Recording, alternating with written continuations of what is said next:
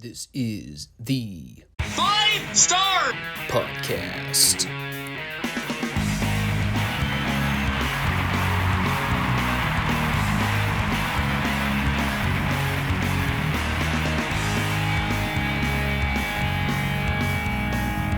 Let me talk to you.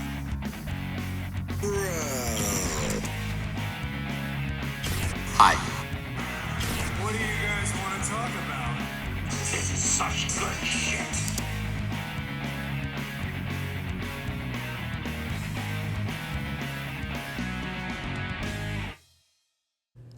Thanks, guys. Back to you. Well, the air conditioning kicked on this morning. Not a moment too soon. Last week, I nearly died of heat stroke halfway through the recording. This week, I'm rather comfy. Back to a solid 69 degrees in the apartment. And yes, everybody can laugh. I know it's a funny number. There are certain things in this world that are never not funny. Poop jokes, fart jokes, inappropriate sexual comments, and the number 69. That's why this channel can never be monetized on YouTube. Even if I grew the numbers enough to even qualify for monetization, no, there's no way. YouTube would take one look at this show we do and say, nah, this guy doesn't represent our values, our morals. Morals in air quotes there. But if you have been watching the show, and you've been an active follower for a while, well, you know what you're in for. Today's Friday show is going to be a little shorter than usual. I forgot to account for the fact that World Class was hosting the second annual David Memorial event at Texas Stadium this week, so they didn't actually air a TV show through the first week of May. So today we just have the NWA show and the Midsouth show. And I have noticed over the next month, some of these NWA Crockett shows are going to be a lot shorter too. I think a couple of them only have like a runtime of about 40 minutes. So we'll breeze through a lot of those shows. And that's always good because May is typically the busiest month for me outside some of the earlier fall months. So I'm going to need a bit of a palate cleanser in between. But we'll go ahead and get into the Superstation show. And a lot has happened just within the last week here in the NWA. The hot button topic on everybody's mind is the Barry Windham heel turn and the subsequent alliance with the Four Horsemen. And while JJ let us know here in the cold open that the unit is complete, there's one more thing the Horsemen need to add, and that's championship gold for Barry. And since the United States title is currently being held up, Barry's going to have his sights set on that. And since we are also dealing with the fallout from the 88 Crockett Cup, we need to congratulate the winning team, the winners of the Cup and the $1 million this year, the unlikely duo of Sting and Lex Luger. Just a mere 2 weeks ago, this team didn't even exist. If you remember, for weeks, they had been advertising Sting and Ronnie Garvin as one of the seeds for the 88 Crockett Cup. And obviously Luger and Barry Windham were the other team. Since Barry turned on Luger prior to the event, that was out of the equation. And I guess Sting told Ron Garvin to kick rocks, because that duo dropped like a bad habit. Now, they did explain what happened later on in the show, but it had nothing to do with Sting. An unforeseen circumstance happened that took Ronnie Garvin out of the Crockett Cup. But we do have a lot to cover this week, and we are back at the TBS studios in Atlanta for this one. And we're kicking it off hot. Going straight to the ring for the man everybody's craving to see these days. I'm talking about Al Perez. You know, I really tried to tone down the sarcasm for that one, but Can't help myself. Anytime I see the name Al Perez on screen, my immediate inclination is to either turn the show off or take a nap. And he had a fun little snooze fest with George South this week. George South's hair has a character all to its own. He has now grown it to such a length where it basically extends outwards, but it still resembles nothing close to an afro. I can't even begin to describe it. It's remarkable. It's like if he stuck his head inside a toaster oven and got electrocuted. That's what it looked like. But that's all I care to note about this. George's hair. The rest of it was Al Perez doing a bunch of moves and showing absolutely no facial expression or personality on camera. I mean, that guy made Dean Malenko look like fucking Jimmy Valiant on TV. And to think that guy was under the impression that he should have been world champion. What an ego. So as we come back to the studio, this is where Tony Schiavone and Jim Ross addressed the Barry Windham turn from the other week. And they replayed the closing moments of the tag title match. Everything up to and including the classic over-the-shoulder turn as Barry left through the crowd and threw up the # sign with JJ. But now we're a week removed. The dust is settled.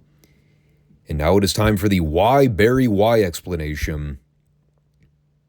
And if you recall, the one thing I mentioned during our discussion of the segment, considering the circumstances and the fact that Barry had spent the previous 3 or 4 months going after Flair, Tully, and Arn, it was going to have to be a very well thought out explanation to justify why Barry would voluntarily align with these men after he literally just spent the last several months getting physical with them in matches, including the one we just saw last week in Jacksonville. And, well, admittedly so, I was not all that impressed with JJ's explanation. God bless him for trying. But when you talk about roundabout going over your elbow to get to your wrist of indications, this was very much that. In sum, his rationale for why Barry turned on Luger and became the Fourth Horseman, well, it basically boils down to 3 things: money, greed, and power. JJ figured that Barry wouldn't want to turn down the big contracts and the big paydays, in addition to all the movies and the commercials and the promotional events. That was sort of all built into the cake.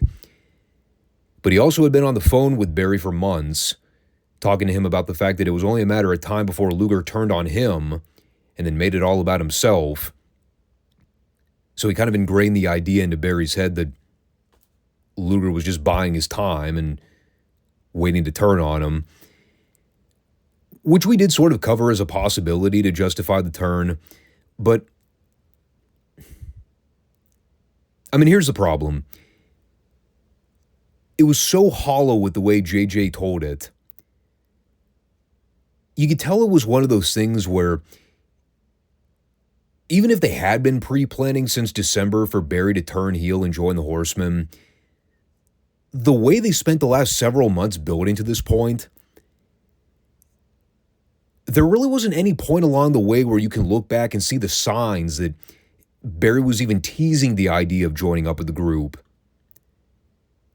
And meanwhile, the studio crowd is heckling JJ the entire time with boring chants. He's trying to do this elaborate breakdown of the timeline going back to late 87, and none of it really matches up. It just kind of missed the mark.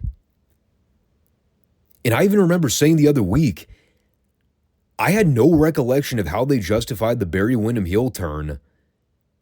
I remember it happened. Everybody remembers it happened. And I remember, too, it was Luger that got fucked over in the end. But in terms of the build-up and the timeline of how they got to this point, I mean, I was kind of hanging my hat on the idea that it would all make sense in execution. It really didn't. And again, the studio crowd was getting more and more impatient the longer it trailed on.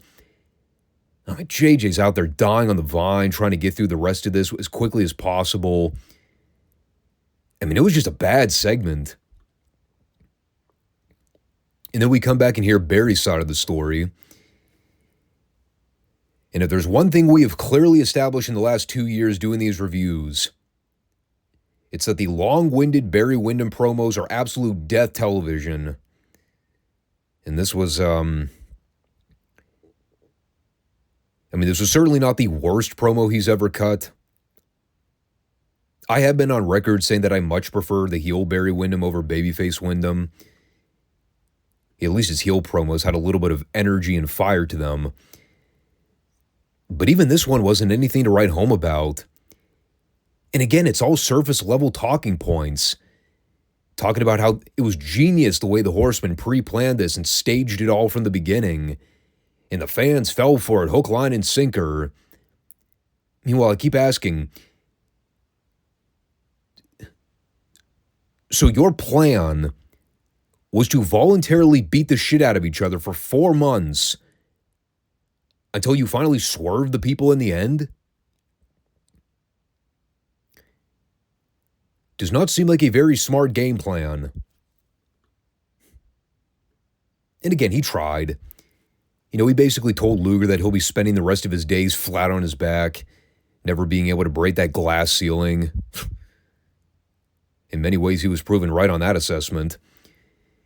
And then they showed the footage of the Midnight Rider breaking into the heel locker room, post-BW heel turn. Like all the heels ganged up on the Rider and took off the mask to try to reveal that it was Dusty on camera. Of course, we all remember they weren't able to get a clear shot of his face. But they did gain possession of the mask, and they're keeping it as a reward. So while Barry's ranting, asking what makes Dusty so special to think he's above the law, that he can just walk around pretending to be somebody else, not obeying his 120-day suspension. And of course, the whole time he's talking, I keep saying to myself, Barry Windham in a skinny tie, not a good look. It really was not. And then we get Tully and Arn chiming in. Tully puts over the fact that Barry's already taken Dusty's pride and ego, and now he's got the Midnight Rider mask to seal the deal. The last meaningful possession that Dusty had in this sport. And Arn kind of brings it home by talking about Barry's credentials, saying he's a man that looks out for himself now and nobody else. He's no longer chained down to what his so-called former friends want. He definitely knows what his priorities are now. Again, they really try to put it over as a monumental deal. And I can always admire and appreciate the willingness to give a full in-depth analysis to explain a backstory. Lord knows we get stuff like that in today's product. I just kind of wish this one made a little more sense from an on-screen point of view.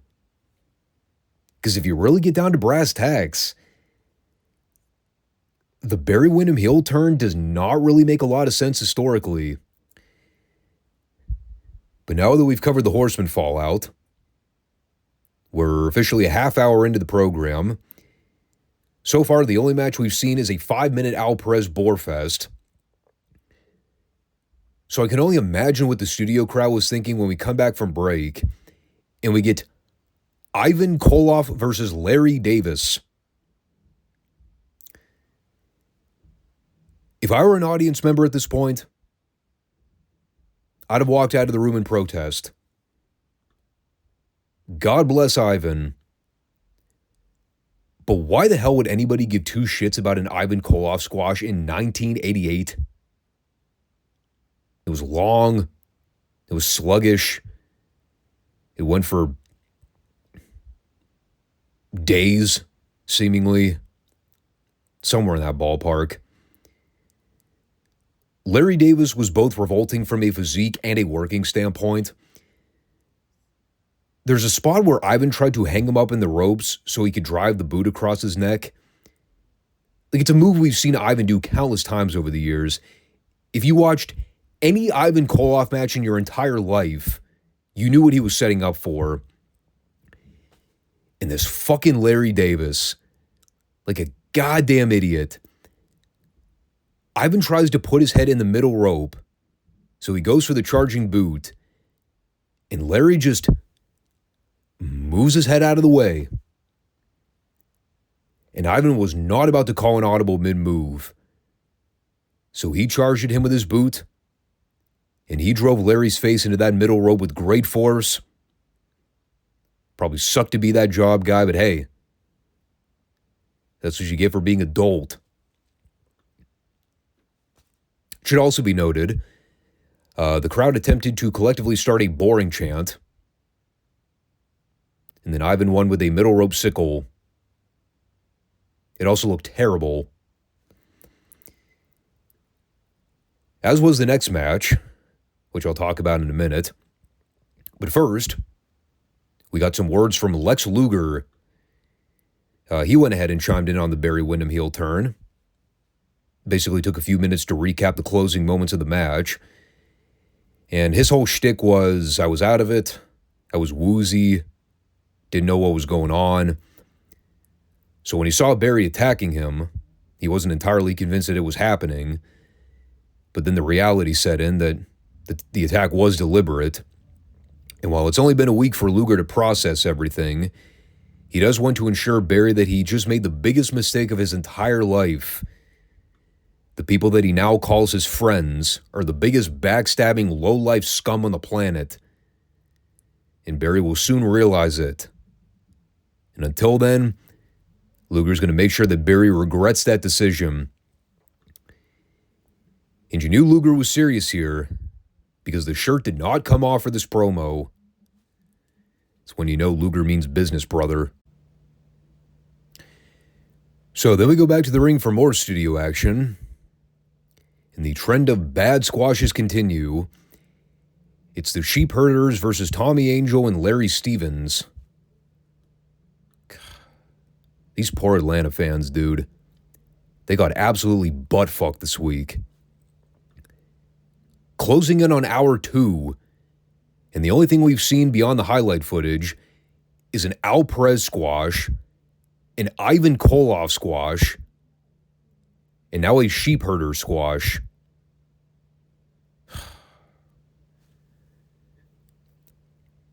I mean, at this rate, they may as well just debut the Ding Dongs. How could you get any lower? Luke and Butch did all their usual wacky offense. They went with the double gut buster. Nothing else to add. And then we came back for the best thing on the entire show. As Jim Cornette comes out to the booth to start ranting about the grave miscarriage of justice that took place in Chattanooga, Tennessee. Oh yeah, I probably should mention that. The Fantastics beat the Midnights to win the U.S. tag titles. But for real this time. Not the bait and switch they pulled at the Clash, where the belts were handed right back to the Midnights after the DQ call. And this is great. JC's like, show the footage. We need to see for ourselves how badly the Midnights got screwed. David Crockett goes, well, first we have to air a station ID, and then we'll show the footage, Jim. And Corny, greatest ad-lib of all time, just goes, oh, for crying out loud, everybody knows what show you're watching. Awesome. And then after they flash up the totally random 5-second TBS ID plug, we go to the footage where we see Bobby Fulton getting heavily worked over. After having been driven throat first into the outside barricade, you got the Midnight staying on him like bees to honey. Not letting Tommy Rogers come within a hair's reach of making that tag. And this is great. You know, you eventually get Bobby blading at the forehead. You know, and the story Cornette is trying to push here is that Pee Wee Anderson was about to call off the match and award it to the Midnights. because Bobby Fulton was allegedly too injured to continue. But after begging and pleading not to stop the match, Corny's trying to insinuate that the match was restarted. So it leads to all the pandemonium at the end where both teams get in the ring and start going at it. And while Corny's arguing on the apron with Pee-wee, that's where Tommy Rogers drop kicks Bobby Eaton. And then Eaton ends up getting rolled up by Fulton and pinned with a schoolboy. And again, Corny's talking about how Sweet Stan was the legal partner. So technically that decision should have never stood. And he is now resorting to drastic measures. His mother has taken the footage to the NWA Board of Directors, and they are scouring the footage forwards, backwards, and sideways to ensure that justice will be done. And Corny wants everybody to know that he too supported Jim Crockett's decision when he believed that Dusty should not have been suspended. Everybody knows those two are close friends. What a great heel. But, well, since we are closing in on the year anniversary of the Midnight Express as the reigning U.S. Heavyweight Tag Team Champions, JC wants to ensure us that there will be a celebration next week on TV, and he knows the right decision will be made when it comes to overturning that pinfall in Tennessee, and the belts will rightfully be returned to the Midnights.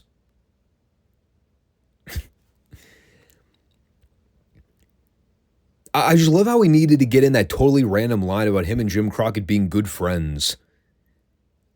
It was like so underhanded and so spiteful, but it worked out perfectly. And yes, for those curious, the celebration for the Midnights being the champions for 365 days, it is that angle. And David Crockett is not invited. That's the real takeaway from this whole ordeal. How rude.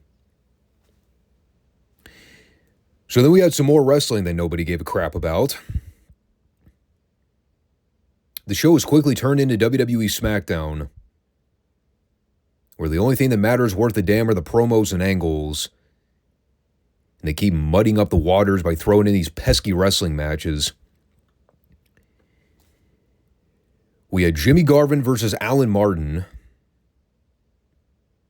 I continue to ask the question every week, why is Precious still coming to the venues with Jimmy when there is a crazy man stalking her? The answer is because the storyline with the Varsity Club is incredibly stupid. This was also the segment where JR decided to plug a bunch of local live events and talk about stuff completely unrelated to what was going on in the ring. And he wasn't missing anything important.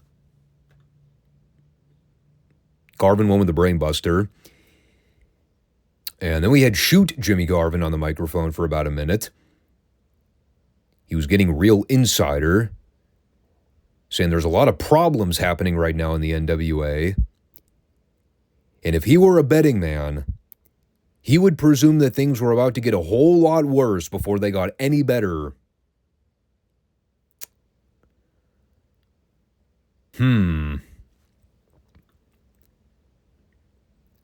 Some tells me Jimmy Garvin was digging into those financial records.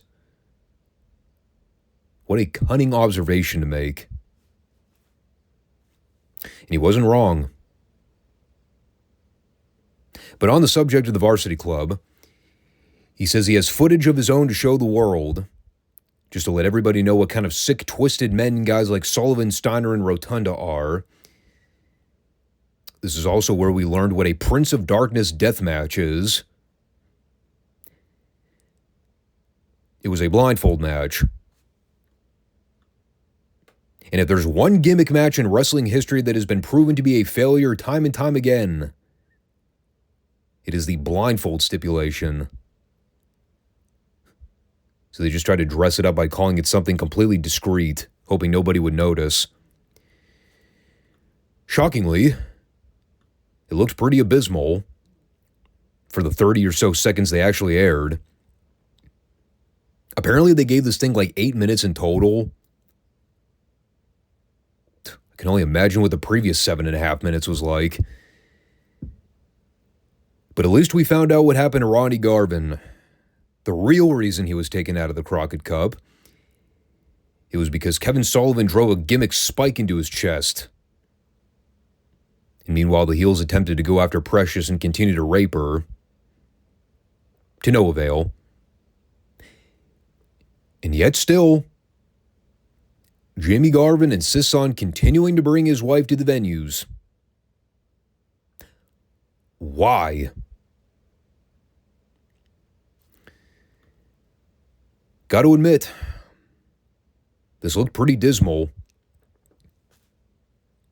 A Prince of Darkness death match.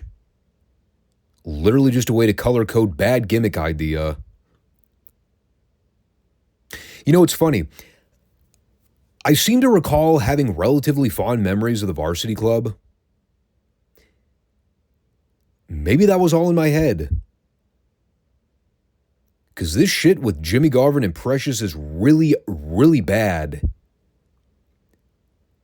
Between the nonsensical promos from Sullivan, the lack of logic in Jimmy continuing to voluntarily put his wife in harm's way for literally no reason. Yeah, this kind of sucks. Not gonna lie. I think it gets better down the road. But so far, I have not been impressed with the initial run of the Varsity Club here in 1988. Good talent. Storylines are horrible. Speaking of the Handsome Devils, Ricky Steiner and Mike Rotunda were in action. They faced Joe Cruz and Andrew Bellamy. Oh, actually, I take it back. Now I remember why I like the Varsity Club so much. Watching them beat people up was a lot of fun.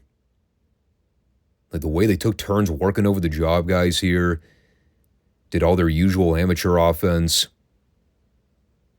I'm never not impressed with the way Rick Steiner can just effortlessly pick dudes up and then throw them around like they're nothing. And then Rotunda eventually got the win with the butterfly suplex. And from there, they immediately took the air out of the room with this fucking Kevin Sullivan promo. Oh, God.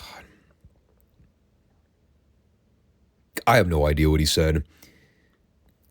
Something about Bangkok and wolves and jackals. I have no idea. All I remember is Rick Steiner was acting goofy behind him the whole time.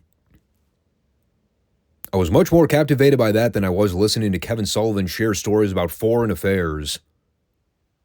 He did insinuate that he had a phone conversation with Precious while Jimmy Garvin was at the gym. Phone sex, perhaps. I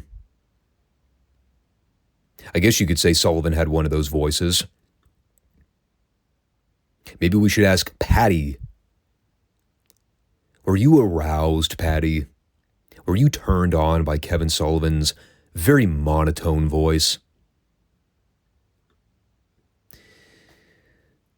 So then Sting beat up Steve Atkinson in relatively short order.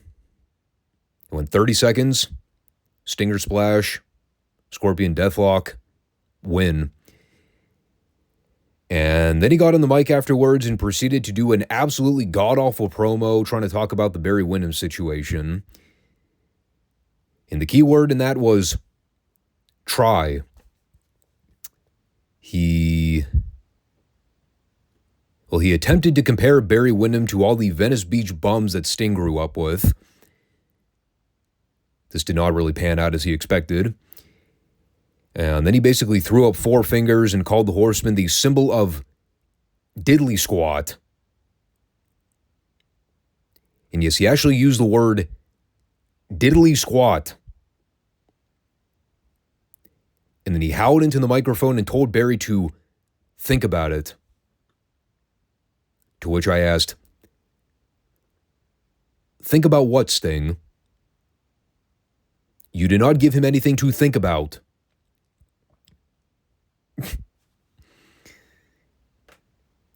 Yeah, this is really awful. I don't even know why they bothered to air this. It was just a total waste of 2 minutes. letting Sting flounder out there with his dick dangling between his legs. Poor guy. And then we came back for a Midnight Rider promo. Magically, he's regained his mask again. Either that or he had like 50 of them in his home in Colorado. I like how they immediately killed the story of the Horseman gaining possession of his mask. Just totally out of the blue. Here he is. He's got another mask. No problem. Anyway, he explained that he came to the Crockett Promotions at the behest of Magnum TA and Dusty Rhodes to strike vengeance and violence on all evildoers.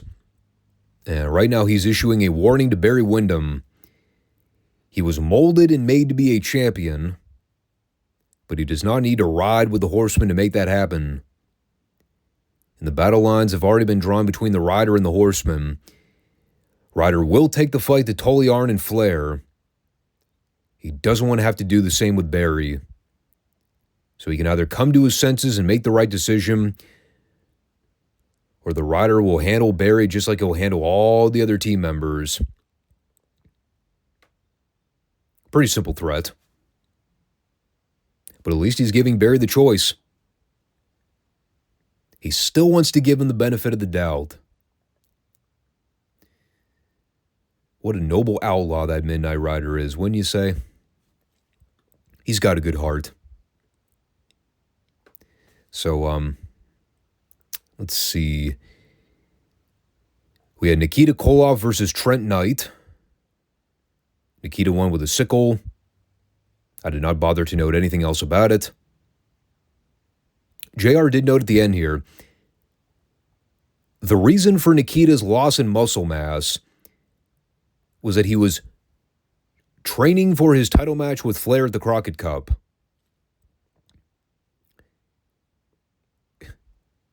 Yes, he was cutting weight. That was how they tried to justify Nikita not giving a shit anymore and not training at the gym. He was cutting bulk. Sure. We'll go with that theory. And then he did a quick promo saying that he had Ric Flair beat at the 88 Crockett Cup, but he couldn't get the job done due to time limit constraints.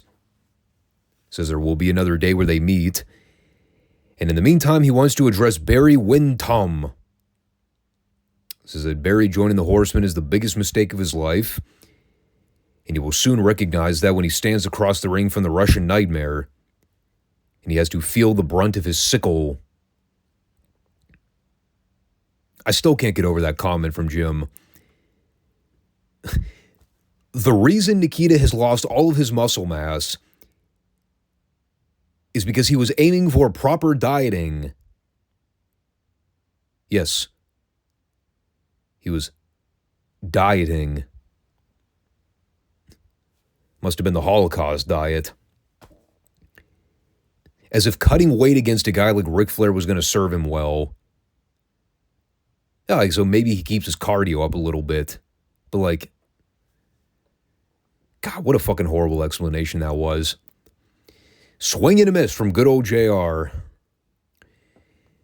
And then we had the Powers of Pain versus Jerry Price and Keith Steinborn. I mean, really nothing to say about it. It went 3 minutes. Warlord and Barbarian did 100 power moves in a row. I mean, Warlord nearly killed Jerry Price at one point by press slamming him into the ropes. And I do mean into the ropes. He just hoisted the guy up, threw him horizontally toward the second and top rope. Jerry's neck snapped back like a twig. Thought the guy was dead upon impact. Somehow he lived, and he proceeded to get his ass kicked for another minute. And then the Powers of Pain went over with a modified Doomsday. I'll give Jerry Price one thing. He was bumping his ass off for the Barbarian's boots. Anytime Barbarian went to hit him with a boot, Price was doing some Shawn Michaels overselling. Without being deliberately obnoxious and phony about it. But he laid into them. He was probably the most impressive job guy I saw in the entire show. Not that he had a real suitable competition.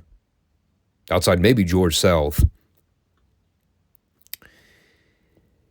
And then we came back for a quick Sheepherders promo. I hit the bathroom during this, so I had no idea what nonsensical verbiage spewed from their lip holes here. When I came back, they were just wrapping up. And that's when I noticed, wait, where the hell was Johnny Ace at? The answer was apparently being eaten by Rip Morgan. Now, for anybody that doesn't know, Rip Morgan was famously known for being one half of the Kiwi Sheepherders, alongside Jonathan Boyd, another original sheepherder going back to the Memphis days. They actually had some pretty great matches with the Fantastics, if anyone's ever seen any of that footage out there. He also had a run in Dallas as The Thing, which we are yet to cover, and we'll soon get to that in about a year or so. As far as his Crockett run goes, there's like one thing I remember about Rip Morgan, and it's not anything remarkable. In 89, I think it is, he and Jack Victory form a team known as the New Zealand Militia, and I think they get trapped in an endless cycle of matches throughout the year with the Dynamic Dudes. It's like the only thing I remember about Rip Morgan's WCW run. Jack Victory and the subsequent 85 matches they had with Johnny Ace and Shane Douglas. But I had like no memory of the stuff with the Sheepherders, the Luke and Butch alignment. And when I saw Johnny Ace wasn't standing behind them, I was genuinely confused. I just saw this wild, crazy lunatic sticking his tongue out and bobbing his head around like a caged animal. I was like, what the fuck is going on right now? And then he went to the ring and killed Ryan Wagner. The best part was him doing his wacky sheepherder dance at the beginning. And as Tony tried to explain the significance of it, Jim Ross was not impressed. Point blank, he just goes, okay then. And the match was pretty much exactly what you would expect from anybody closely affiliated with the Sheepherders. He did some stampede marching. He stuck his tongue out. He made some war cries. He did some slow clobbering offense to Wagner. And then he won with a middle rope elbow drop. Again, I reiterate what I just said. I completely forgot about all this stuff in 88 with Rip Morgan showing up and taking Johnny Ace's place as the flag bearer. And I know the Sheepherders aren't around much longer before they leave for the WWF. I have no idea what they do with Rip until they bring in Jack Victory and put those guys together. But again, that's the beauty of going back and watching these shows again. I mean, there's so much stuff that you totally gloss over or just forget about until you see it again in real time. A lot of it involving the undercard, but perspective is key. You know, if we're being totally transparent, remove all the clips and the story angles they spend time addressing this week. I mean, the show was really no good. I was going to say downright atrocious, but that might be a little bit of a stretch. I mean, I got to be honest, though, there was not one single squash on the show worth checking out. The promos were by and large kind of lousy. It was just kind of a clock-in, clock-out episode of Crockett Television. You know, factoring in they just wrapped up the Crockett Cup. You know, we're here at the studio a week later. The boys are exhausted. Nobody's going to try harder than absolutely necessary. And they pretty much filled the entire show with all the mid-card acts. I know Jim Cornette would skewer me for using that term, act. Sorry. Slip of the tongue. But I would say it's a show that you could kind of skip over if you're contemplating whether or not it's even worth going back in the archives.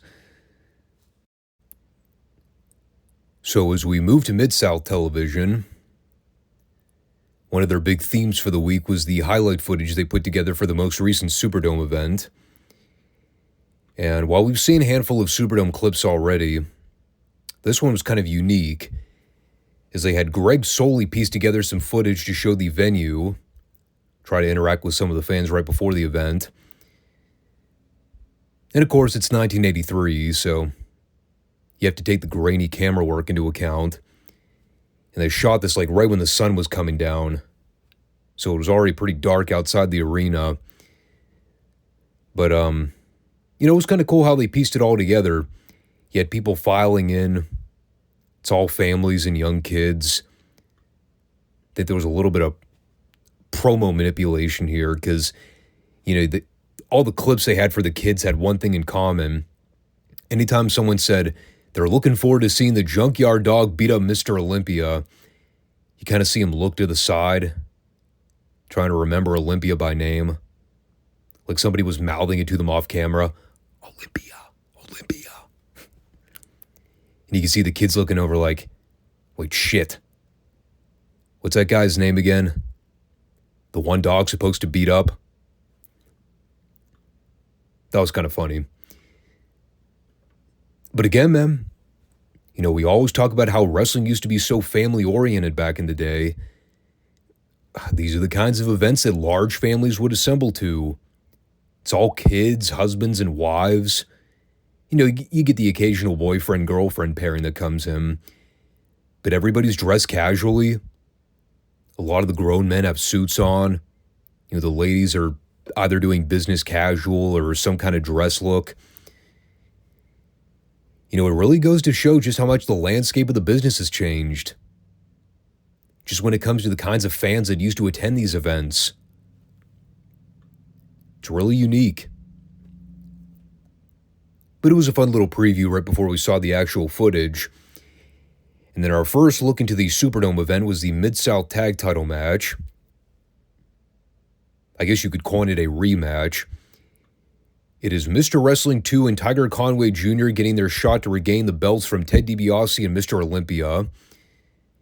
After that little stunt they pulled on TV the other week where Akbar had given Olympia the gimmick to place on his boot. And that knocked out Tiger Conway so the heels could escape with the belts.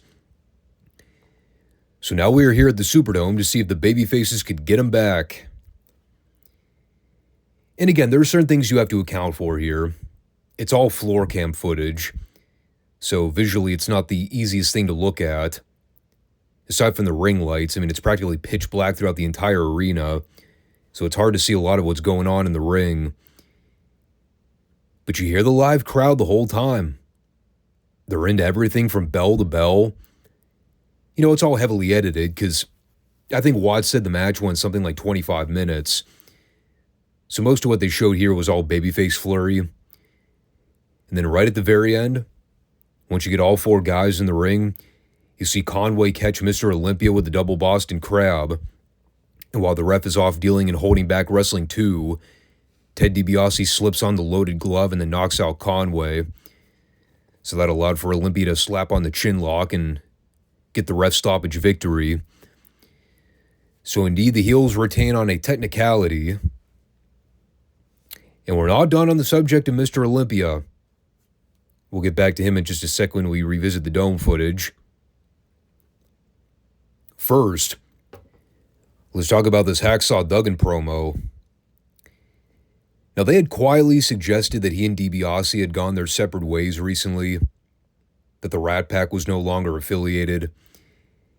And a lot of that stems from the altercation Duggan had with DiBiase a while back, where he took Teddy's word that the Rat Pack was not in cahoots with General Skandar Akbar. Hacksaw has a lot of bad blood with the General and his means of financial gains, what some may refer to as oil money. And now Hacksaw knows that Ted lied to him. He was secretly working hand in hand with the General. And as a result, Hacksaw wants nothing to do with Ted or the Rat Pack. They can now go their separate ways. He said here that people may not have always agreed with the way he conducts business, but the one thing he's never done is degrade or disparage his own country. And the fact that Ted would be willing to work alongside a foreign adversary that doesn't stand up for American morals or values, well, that's all Hacksaw Duggan needs to know, that he wants nothing to do with Ted DiBiase anymore. He's washed his hands of him.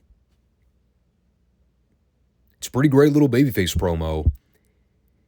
You know, as we've been talking about, they've already alluded to the Duggan face turn multiple times. We just hadn't really heard from him to do a promo to facilitate it. And now we have. He's officially split from the working relationship with Ted. And he's now a free man, out on his own. So good for Hacksaw. Standing up for what's right. This is the Hacksaw Jim Duggan I always grew up liking. Not the WWFE version of him where they just made him so cartoony and so wacky. But getting back to the Dome footage, we cut to what Bill Watts announced as an impromptu cage match between the Junkyard Dog and Mr. Olympia for the North American title. And before you ask the obvious, no. I have absolutely no idea how you can have an impromptu cage match.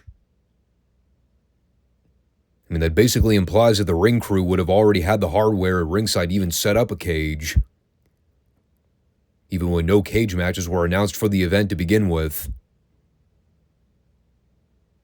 So I have no explanation. But obviously these two have history. You know, going back the month prior, Mr. Olympia had essentially robbed the Junkyard Dog of the North American title in the same building, and that was due to interference from the Black Ninja. So now they have the cage around the ring, thinking there would be no way for anybody to interfere. Well, it is a cage match, after all. Name me the last time you've ever seen a cage match in wrestling where there wasn't blatant interference. I'll wait.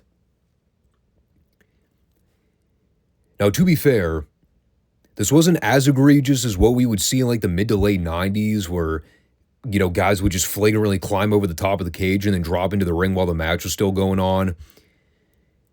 What happened here, you had the Black Ninja running out to cut the cord to the floor cam, and that way we wouldn't be able to see the Black Ninja spitting the green mist into JYD's face. So when the cameras come back on, the dog is blinded, and then Mr. Olympia is going after him. I love the shot here. You see a fan throw a thing of popcorn and a soda drink into the ring. You can tell they were clearly trying to aim to hit Olympia, but it just smacks Dog right in the fucking face. And Bill Watts tries to cover it up by going, well, clearly this fan was trying to use the drink to wipe away the toxic mist from Dog's eyes. He was trying to save him by throwing a Pepsi at him, Bill. Really now? So what ends up happening is, as Olympia tries to apply the sleeper hold, you see the Dog climbing up the turnbuckle with his feet, and he's able to push back on Olympia to pin his shoulders down while Olympia still had the submission applied. So, of course, he thinks he's won, but the match is awarded to Dog, and that's when like 90% of the audience starts pelting the ring with popcorn and drinks. And, of course, the story Bill Watts is getting over is that even though Dog retained the title, you know, the issue between him and Olympia is still not over yet because the revenge was not definitive enough. So there is more.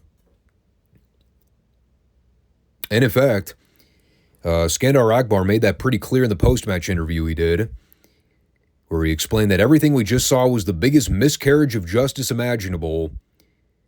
Not only was Mr. Olympia deprived of the North American title, but he was also deprived of the $10,000 that went into that match taking place. And they're making it known that they've taken their complaints to management, and they will see it that this decision gets overturned. It's so funny, like, just hearing the contrast between the way Akbar delivers his lines versus Mr. Olympia. You know, Akbar's got this menacing, dark undertone to everything he says. Like, he actually sounds like a forbidding man. And then there's Olympia, who just kind of sounds like a plain old Southern boy. No, it's not to say he wasn't a good promo or anything, but it's like the polar opposite compared to the way Skandar Akbar talks. Like, you listen to Mr. Olympia do a promo, there's nothing intimidating about the way he speaks. He has like no bass. It's hilarious. So as we pitch back, we are now at the Irish McNeil Boys Club for, I guess what you would call regularly scheduled programming. And, well, King Kong Bundy was in action this week. But prior to that, he had a statement that he made earlier in the day. And the story with Bundy is that he's tired of being fed nothing but mincemeat. He wants suitable competition. The likes of Andre the Giant, Dusty Rhodes, Hacksaw Reed, the list goes on. So now he's taken it upon himself to lock horns with the Eastern promoters to bring something down to Mid-South and get everybody's attention. He will soon be debuting the Atlantic City Avalanche. And after all the Southern promoters see it in action, they will never be able to deny Bundy suitable competition again. So Bundy goes out to have his match with Don Clark. Tony, man, if Bastion Booger had hair, he'd have been Don Clark. I mean, they both wrestled pretty much the same style. Sluggish and awkward. This was, pretty goddamn horrible. I mean, it only went like 2 minutes, so I cannot call it the worst match I've ever seen. But it was certainly no good. In addition to the fact that Clark could not run, or jog for that matter, he fucked up an Irish whip into the corner, where instead of running and turning so that Bundy could splash him, he proceeded to run toward the corner, trip over his own feet, and then smack his head into the second turnbuckle. And Bundy, who was already charging at him, he looked at him for a while, probably contemplated his life momentarily, and then he just picked the guy up, sat him in the corner, and he gave him the splash anyway. And then Bundy won with a power slam like 2 seconds later. And here's the best part. I have to presume the Atlantic City Avalanche was the running attack into the corner, which is pretty amazing. Bundy was trying to get over a new move, and in his first opportunity to show it to the world, job guy fucked it up. Oh, I'm sure Bundy was pissed. So then we had the Black Ninja versus Ken Woodby. He would be a good promising talent. If only anybody actually remembered him. Horrible dad jokes. I apologize. I should know better.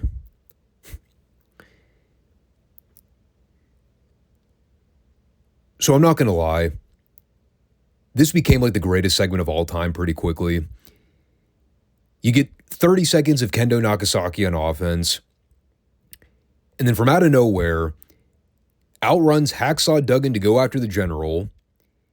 He throws him into the ring. Starts teeing off on him. And that alone would have been awesome. But you also get the classic spot where the heel gets his ankle trapped in the ring rope and can't break free. You know, Duggan kicks Kendo's leg out so that he gets tangled up between the second and bottom rope.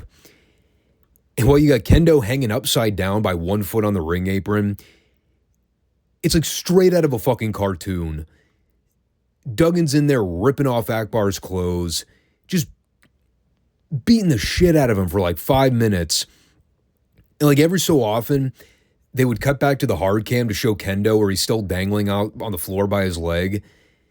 Fucking Alfred Neely's trying to free the guy by pulling him up by the arm, but he can't get a grip.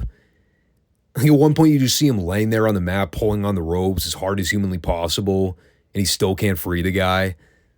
And meanwhile, Duggan is still beating the crap out of this poor Akbar. I am dying the entire time this is going on. And it's made even better. Right at the very end, you see Duggan finally throw Akbar out to the floor.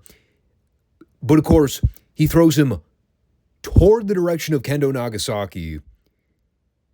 So you just see this fat manager land right on top of Kendo with his ass. And he falls out to the floor. Kendo's still not able to get out of the ropes.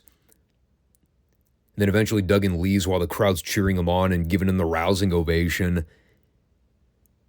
It was absolutely perfect.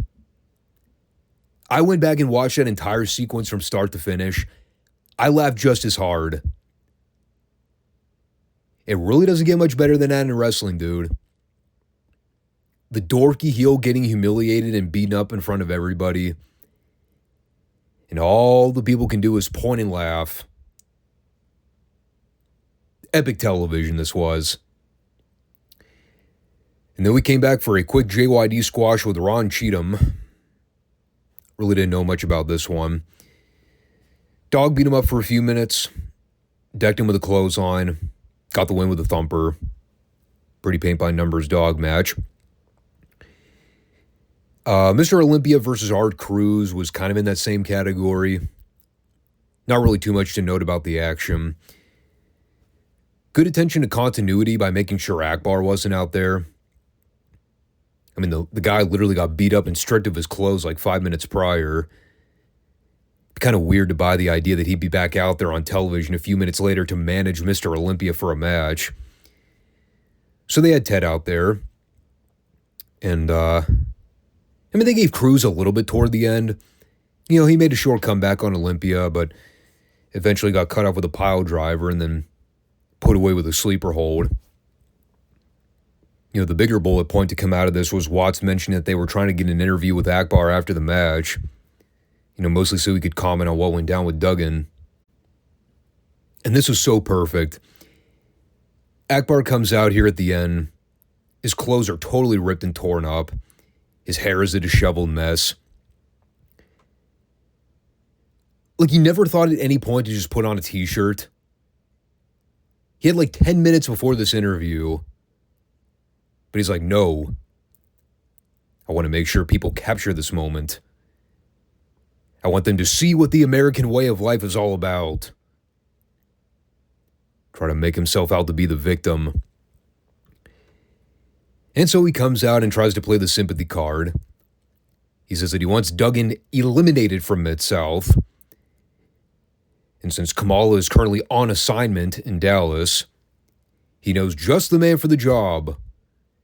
The man that knows Duggan like the back of his hand and can take the fight to him no problem. And this just made me laugh. He brings over Ted. And he says, I want you to deal with Duggan. And immediately, like a total fucking chicken shit, Ted's like, look, General, Duggan and I go back. We're former tag champions. I am not afraid of this man. But there is no way I'm going to fight him. I don't have any beef with him. Unless it involves the Mid-South tag titles. So then the General just goes, all right, fine. I'll have the Black Ninja do it. And then they just move on. And Ted's wiping his forehead like, oh, thank God. Narrowly escaped that catastrophe. What an ass. Oh, I'm big, bad, and tough. Right up until the point I may have to face somebody bigger and badder than I am.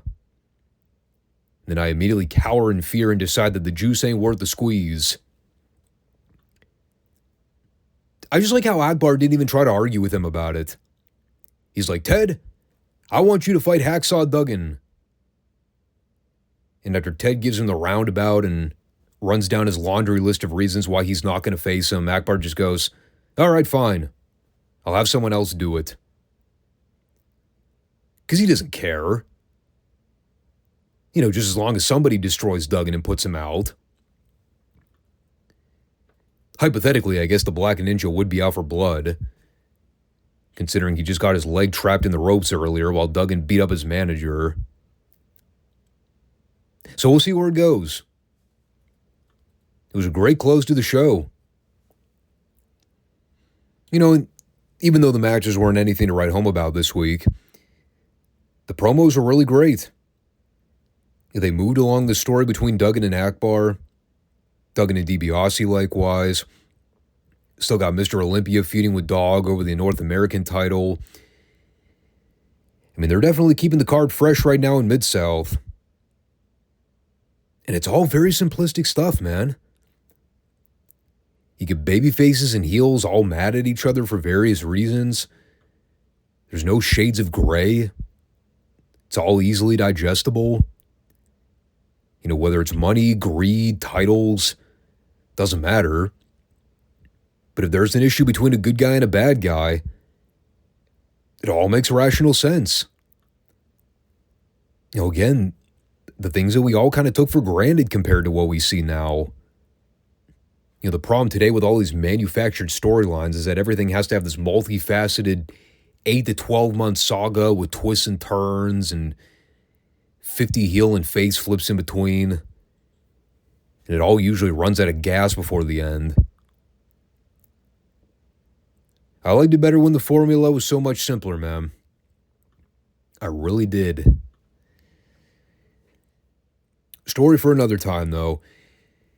So, shorter show this week. Again, no world class. At this period, they would have been underway with the Texas Stadium show, so I guess it makes sense they wouldn't have anything archived for this week. But that's fine. We will catch up on everything on replay for the next couple weeks. And it keeps things a little easier on my end because this week is kind of hectic to begin with. But thanks everybody for tuning in. I always appreciate the support where I can get it. Again, make sure you comment, subscribe, and like the show for me. And again, you can check us out on Rumble as well if you prefer that platform. So we'll be back on Monday for more wrestling talk. And I'll keep you posted and updated on where we're going with the Premium Live special next week. And then some of the retro WWF stuff. We have the In Your House pay-per-view to look forward to as well. So I got to keep both of those on my radar. But I think Monday will just be regular format. So thanks everybody for watching, and catch you soon. Peace out.